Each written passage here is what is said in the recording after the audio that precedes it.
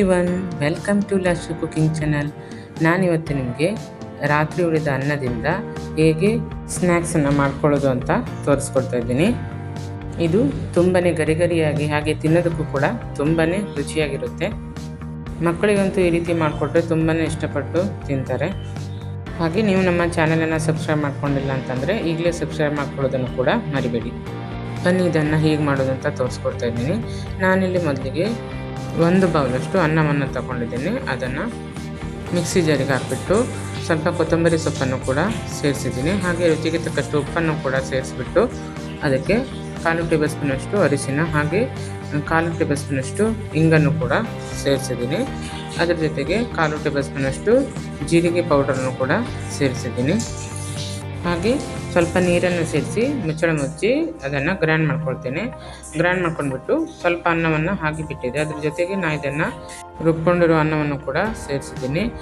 ಇದನ್ನು ತುಂಬ ನುಣ್ಣಗೆ ರುಬ್ಕೊಳ್ಬೇಕು ಅಂತ ಇಲ್ಲ, ತರಿಯಾಗಿ ರುಬ್ಕೊಂಡ್ರು ನಡೆಯುತ್ತೆ.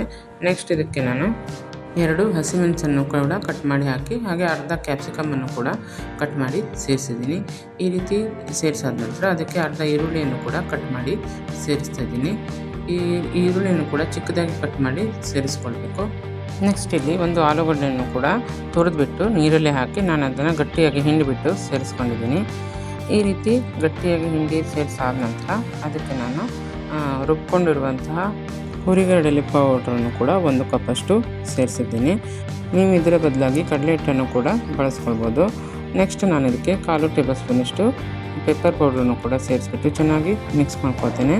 ನೆಕ್ಸ್ಟ್ ನಾನಿಲ್ಲಿ ಕಿಚನ್ ಕಟ್ಟೆ ಮೇಲೆ ಅದನ್ನು ಸ್ವಲ್ಪ 2 ಟೇಬಲ್ ಸ್ಪೂನಷ್ಟು ಎಣ್ಣೆಯನ್ನು ಸೇರಿಸಿ ಈ ರೀತಿ ಸ್ಪ್ರೆಡ್ ಮಾಡಿಬಿಟ್ಟು ಈ ಅನ್ನದ ಒಂದು ಉಂಡೆಯನ್ನು ಕೂಡ ಅದ್ರ ಮೇಲೆ ಇಟ್ಬಿಟ್ಟು ನೋಡಿ ರೊಟ್ಟಿಯ ಥರ ಅದನ್ನು ರೊಟ್ಟಿಯಾಗಿ ಇದನ್ನು ನೋಡಿ ತಟ್ಕೊಳ್ತಾ ಇದ್ದೀನಿ. ಈ ಸೈಡಲ್ಲೆಲ್ಲ ಈ ರೀತಿ ಬಿರುಕು ಬಿಡದೇ ಇರುವ ಹಾಗೆ ಅದನ್ನು ತಟ್ಕೊಂಡ್ಬಿಟ್ಟು ಚಾಕುವಿನ ಸಹಾಯದಿಂದ ಕಟ್ ಮಾಡ್ಕೊಳ್ತಾ ಇದ್ದೀನಿ. ಇದೇ ರೀತಿ ಎಲ್ಲವನ್ನು ಕಟ್ ಮಾಡಿಬಿಟ್ಟು ಒಂದೊಂದೇ ಪೀಸನ್ನು ತೆಗೆದುಬಿಟ್ಟು ಅದನ್ನು ರೌಂಡ್ ಶೇಪಲ್ಲಿ ರೋಲ್ ಮಾಡಿಬಿಟ್ಟು ನಾವು ಅದನ್ನು ಕಾದ ಎಣ್ಣೆಯಲ್ಲಿ ಅದನ್ನು ಫ್ರೈ ಮಾಡ್ಕೊಳ್ಬೇಕು. ನೋಡಿ ಈ ರೀತಿಯಾಗಿ ಒಂದೊಂದೇ ಪೀಸಸನ್ನು ತೆಗೆದುಬಿಟ್ಟು ಕುರ್ಕುರಿ ಶೇಪಲ್ಲಿ ಇದನ್ನು ಮಾಡ್ಕೊಂಡ್ಬಿಟ್ಟು ಕಾದ ಎಣ್ಣೆಯಲ್ಲಿ ಅದನ್ನು ನಾನು ಇಡ್ತಾ ಹೋಗ್ತಿದ್ದೀನಿ.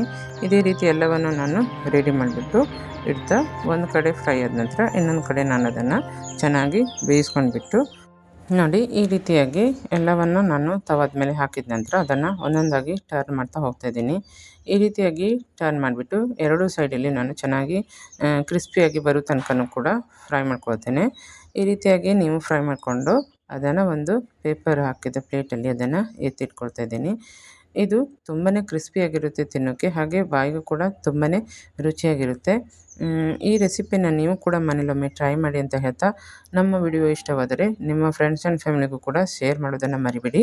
ಹಾಗೆ ಒಂದು ಲೈಕ್ ಆ್ಯಂಡ್ ಕಾಮೆಂಟ್ ಮಾಡೋದನ್ನು ಕೂಡ ಮರಿಬೇಡಿ.